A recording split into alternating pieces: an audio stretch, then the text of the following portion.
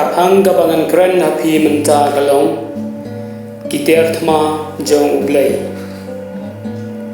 Ka Bible keterua hangi Tiar Yapom Jong Blei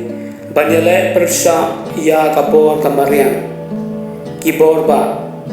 ya kinong sensyar jong kaperthai badum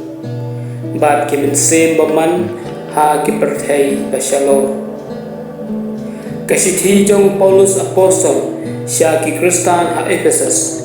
Kalanong banriw Karkhot kabasipaw hadu khat nyo Ka ay hani Tiar yale Kita gilong Penengkong Kajing sisya Kalong kum upan po saudong kasengkai jong pi Paar Kahok Kum kajing da syadem jong pi Balai Kajing penpriang jong gospel kajing sung Kum kajing sop kejan jong pi Basau kajing nge Kum kasti jong pi Basan kajing penim Kum kajing da kli Bat kawan riu Kaktir ublei Kum kawait lam jong mensiu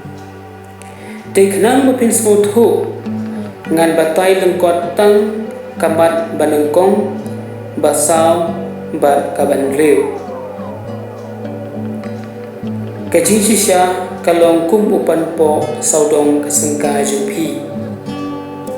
Kaay kajing sisya Yohanes kan pra lagu pra Kajing sisya Kadai uji Yesus Yohanes kat sau Tukot ban riu Kitu kiba perkhan keren bat le ya kajing sisya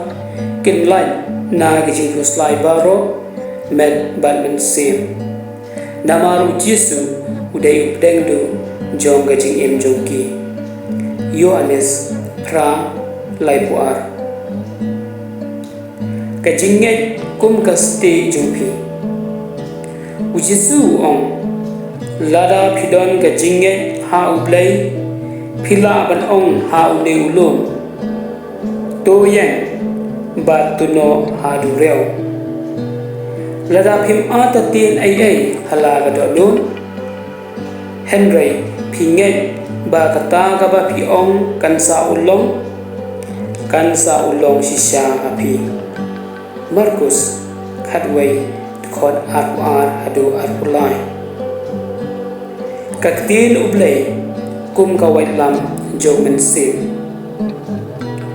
Haka gospel Matius Kalanong kabasa Kadkhot kabanengkong hadu bakadway Do kandid benril kupai Kristan baro Nama sultan ulong bastar baha